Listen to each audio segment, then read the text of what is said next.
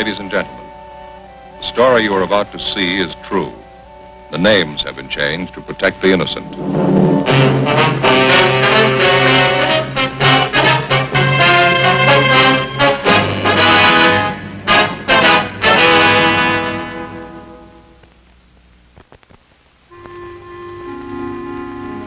This is the city.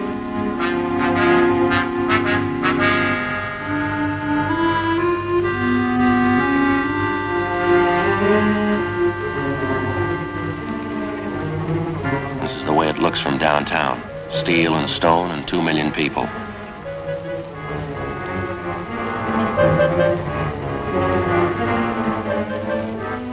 They produce everything for the millions. They use it up for the millions.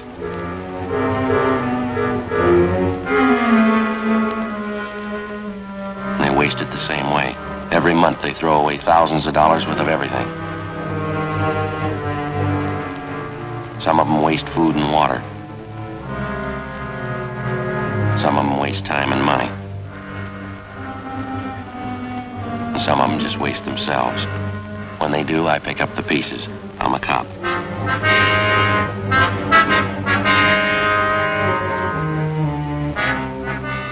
It was Sunday, March 9th. We were working the day watch out of homicide detail. My partner's Ed Jacobs. The boss is Thad Brown, chief of detectives.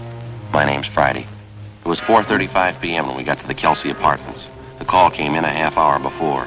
A man reported the fatal shooting of his wife. We didn't know how it happened. We didn't know why it happened. The husband claimed it was suicide. The evidence pointed to murder.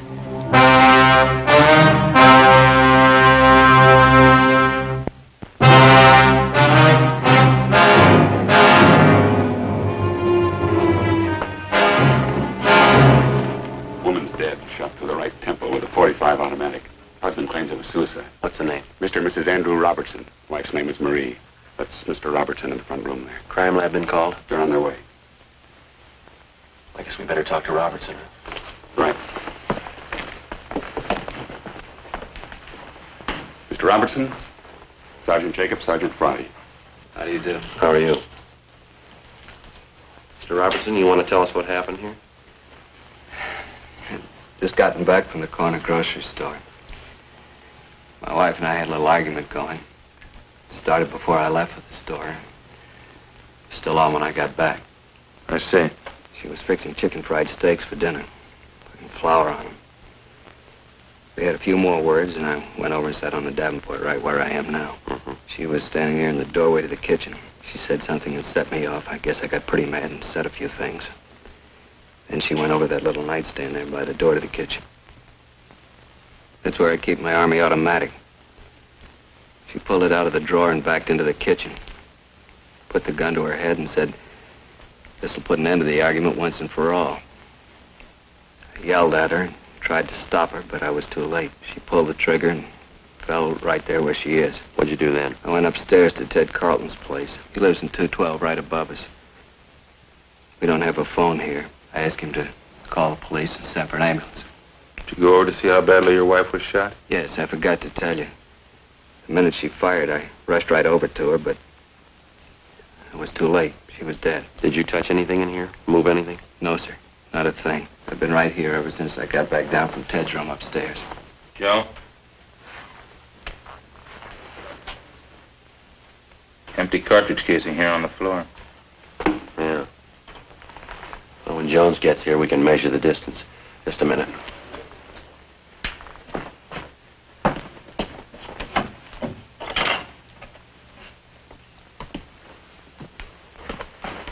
Put this saucer over till the crime lab gets here, huh? Right. Hi, Jones. Harry? Joe? Lee, kitchen. Harry, what if you'd mind taking Mr. Robertson downtown? We'll be right down as soon as we finish up here. Right, Joe. See you later. Thanks, Harry.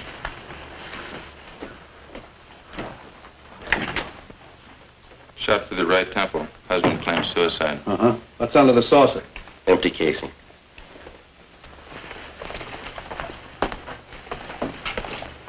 Looks like she was flouring meat, huh? That's what the husband says, yeah. That's probably what that is on the barrel of the automatic there. Yeah, we noticed that. Wastebasket's so full, isn't it? Mm-hmm.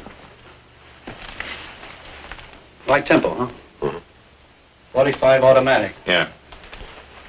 If she shot herself in the kitchen, the position of the body doesn't warrant the empty casing being out there in the living room, does it?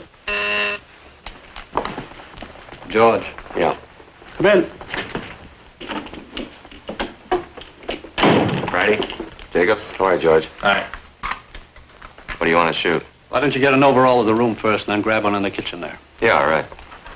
I'll get this saucer off the casing for you, George. Thanks. Okay. Jacobs, you mind moving over there a little? Oh, yeah. Thanks.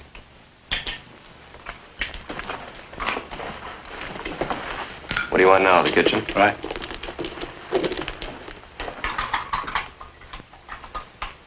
Right from where you are now is good. Okay.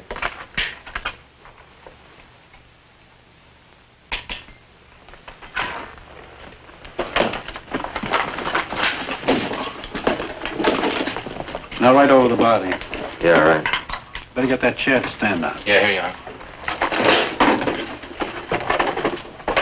Thanks, Ed. Too much room to work in here. Can you get it all in there? Yeah, I think so. Better use the wastebasket as your right-hand sideline. Kitchen stove on the other side. Right.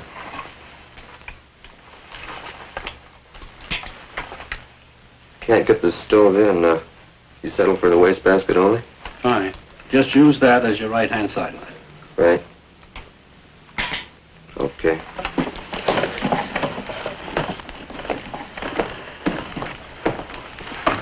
Hey, Lee, while you finish up here, Ed and I are going to run upstairs. Well, Joe, before you go, do you want to give me a hand? Take all this in. Sure, fine. Where do you want it? Right to about where she must have been standing. About here? That's good. Uh-huh. Thanks. You bet. Okay, we'll check you later, Lee. Fine. Hi, Sally. Friday, Jacobs, how is it? Rough one.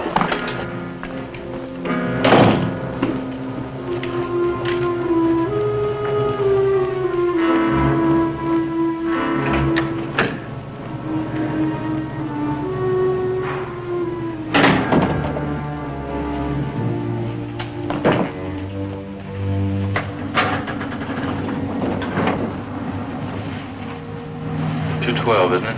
Yeah, Ted Carlton.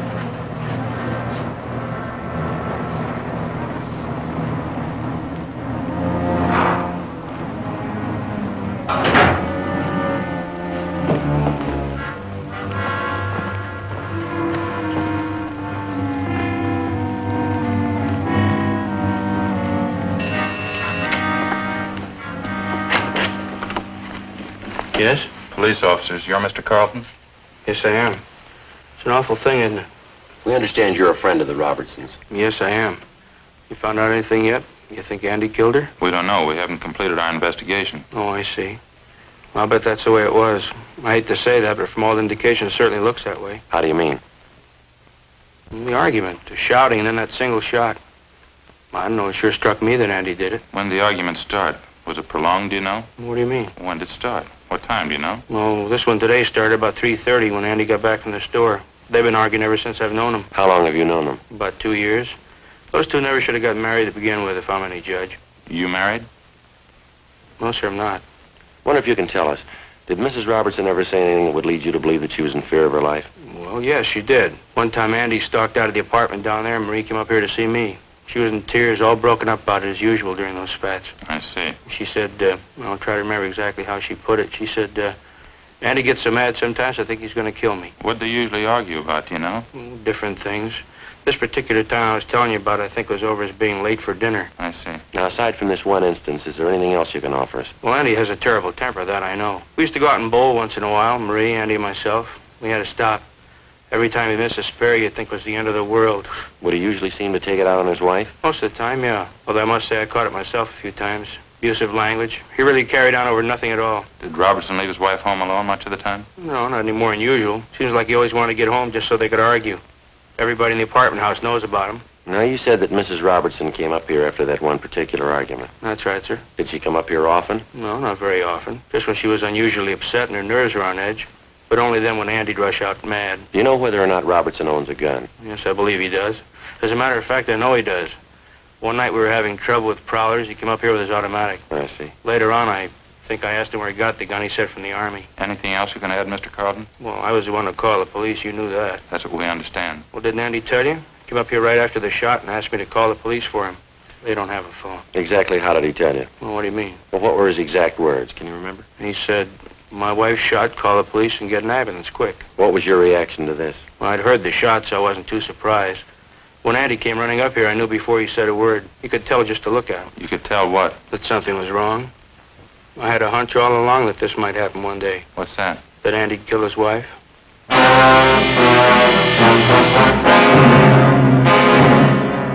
Carlton let us use his telephone. I called the coroner, and then I checked with R&I. There was no previous record on Andrew Robertson nor his wife, Marie. Ed and I continued questioning the various neighbors in the apartment building. Their stories all matched in every detail. The Robertsons had been known to argue quite frequently and quite loud. None of the neighbors could definitely say that they had ever heard Andrew Robertson threaten his wife. All of them volunteered it would be entirely possible. We went back to the interrogation room where we questioned the suspects for a full hour. Everything I've told you was the truth. Would you mind going over it just once more? All right. We had our quarrels and our arguments. I guess some of them were pretty bad. But I'd never do a thing like this to Marie. You don't seem very upset about all this, Robertson. I'm not crying about it, if that's what you mean. I'm sorry she had to do it. Tried to stop her, but there was nothing I could do. You seem to be taking all this pretty well under the circumstances. I don't know if I can explain how I feel about it. You see, Marie and I weren't too happy the last couple of years. We've been married 8 years, and I guess from the start we could never hit it off. Did you used to argue quite a bit? No, not at first we didn't. Just seemed that we've drifted apart the last couple of years. We seemed to fight all the time over nothing at all. I honestly believe we fell out of love. Would you mind telling us again exactly what happened this afternoon? First of all, when I got up, I always like to sleep in on Sundays. She asked me to go to the store. That started the argument. She knows I don't like to do the shopping. It seemed like she was always forgetting something and I'd have to go. Mm-hmm. When I got back from the store, she was making chicken fried steaks for dinner. She's putting the flour on the meat. We argued back and forth for a minute, and then she stepped into the living room. I went over and sat on the Davenport. Go on. We had a few more words, and she went over to the small nightstand by the kitchen door and took out my Army automatic that I kept in there. She backed up into the kitchen and pointed the gun at her head. Yeah? She said, "This'll end the argument once and for all." As I said, I was on the Davenport about 12 feet away from her. I yelled at her. What'd you say? I said, "Marie, put that gun down. It's loaded." Before I could reach her, she pulled the trigger. Then what'd you do? I rushed over to her, but it was too late. She was dead. What happened then? We don't have a phone, so I rushed upstairs to the apartment right above us, Ted Carlton's. I asked him to phone for the police and the ambulance. Did you tell this Carlton about your wife? Yes, sir, I did. Told him she'd been shot. Then where'd you go? So just like I told you, at the apartment. I went back downstairs and waited in the living room for you people to get there. Did you go near your wife's body? No, sir, I didn't. Did you always keep that gun loaded? Yes, I did. I always kept it loaded and actuated with a shell in the chamber. But I kept the safety lock on. Marie knew how to operate the gun because I showed her for when I was out late. She wasn't strong enough to actuate it, but she could work the safety. Did your wife ever try to commit suicide before? No, sir, not to my knowledge. Mr. Robertson, you sure that everything you've told us is the truth? It's the absolute truth, every word of it. Well, now, here's the way it looks to us. We think you killed your wife. I didn't. Let us lay a few things out for you. We talked to your friends and neighbors in the apartment house.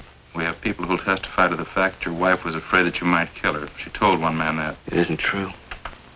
I don't know what she may have told somebody, but I didn't kill her. It's a known fact throughout the entire apartment building that you and your wife had violent quarrels. Kind of arguments from all reports could easily lead to something like this. I told you that we argued, but I didn't kill Marie.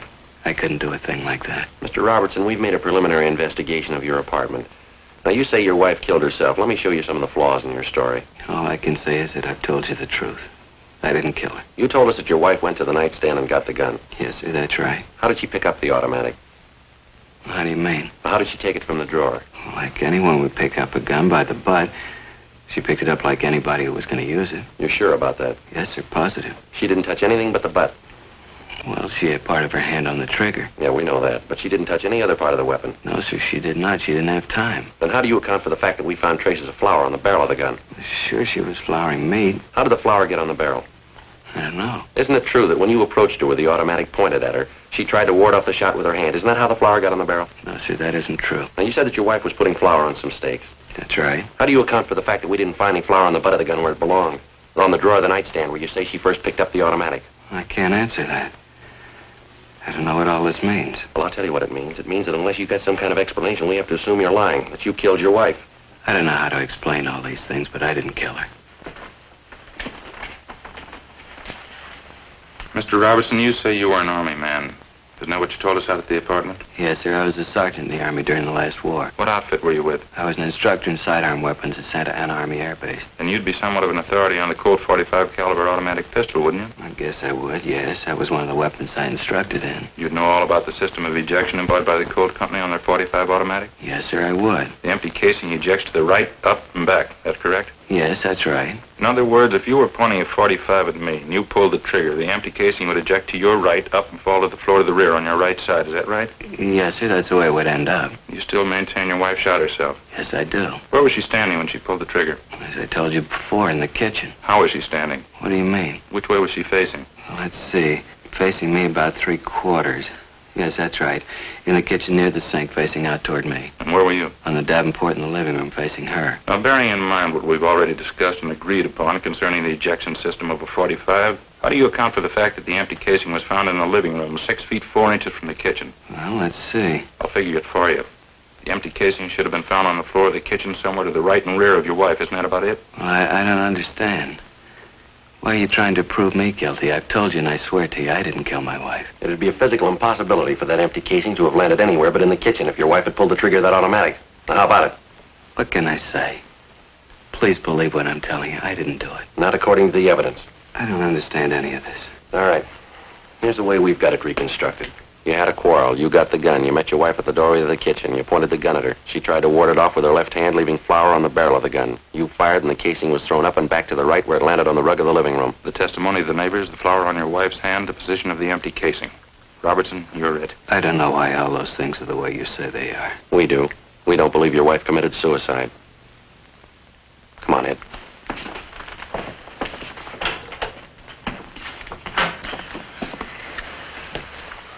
What do you think? I don't know. All the evidence we got certainly got him tapped. Yeah, with all that proof, and he still refuses to cop out. Yeah. Something doesn't jive.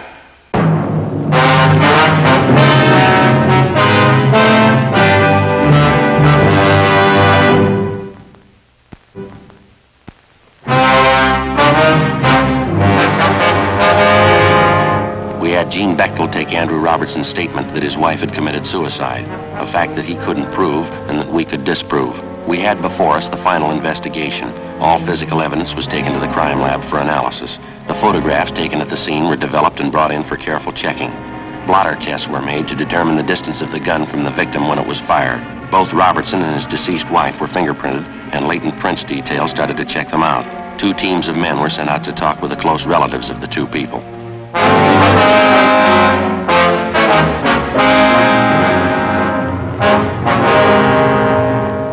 Sunday, March 9th, 7 p.m. We got a call from Lieutenant Lee Jones that he had the final results of his investigation. We went over to the 2nd floor of the central station, the crime lab. Take a look at this. Picture of the .45 casing, huh? That's right. Take a close look at it. Right here, particularly. Yeah. Notice this one edge is a little indented here. Ejector marks. No, here are your ejector marks up here. You see? This indentation is something entirely different. What is it? You remember where you found this casing? Yeah, 6 feet 4 inches into the living room. That's right. We wondered how it could have been thrown that far by the ejector if the husband's story is true. The ejector didn't do that. I wondered, too. On closer inspection, I noticed this indentation. Let me show you how this casing got there in the living room. Here's an identical .45 caliber cold empty casing. Yeah. We place it on the floor on a piece of linoleum, the same thickness as their kitchen linoleum.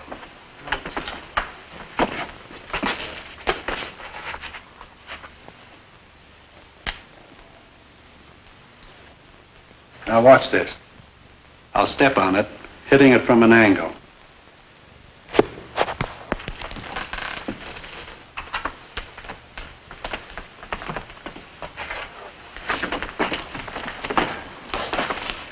There's your answer to that one.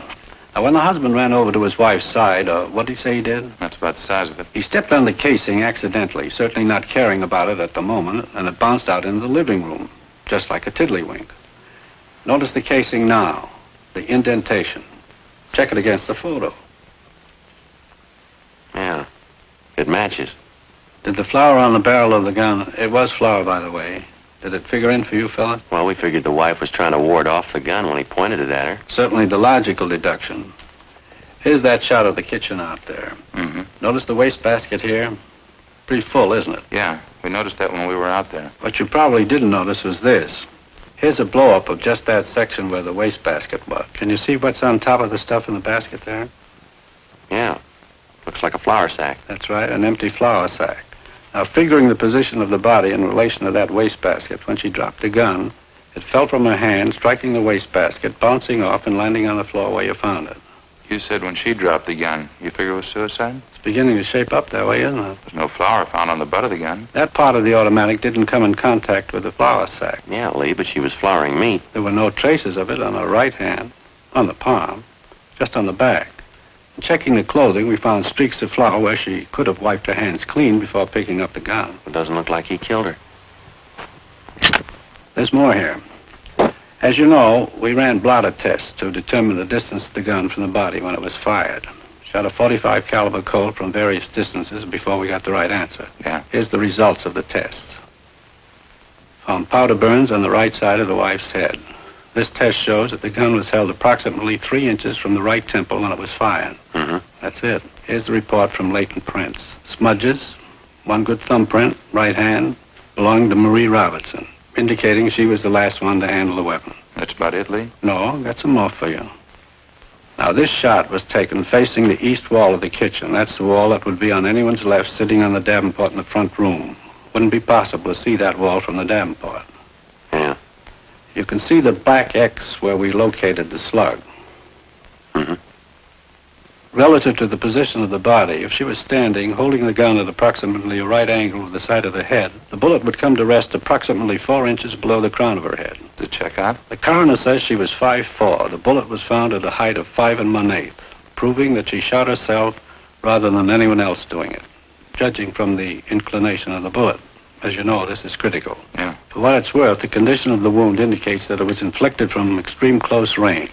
A fair point when you consider that most people wouldn't submit to being shot from close range without a struggle or unless taken by surprise. And from all reports, we know she wasn't. Well, that's it, fellas. That's all we have. Thanks, Lee. It's enough. Crime Lab Jones. Yeah, right here. Just a minute. Either one of you? Hey. This Friday. Oh, hi, Harry. Yeah. Yeah. Well, what's it say? Huh? Yeah, yeah. Thanks very much, Harry. Yes, it sure does. Right. Bye.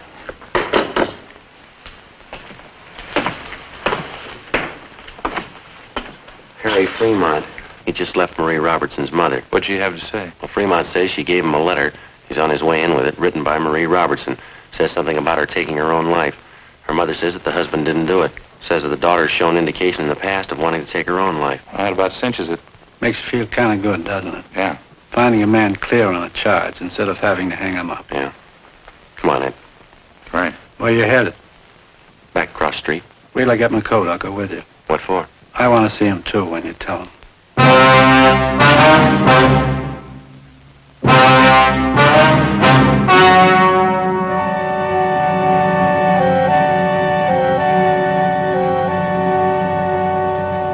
On March 12th, the hearing was held in the office of the coroner, City and County of Los Angeles, State of California. In a moment, the results of that hearing.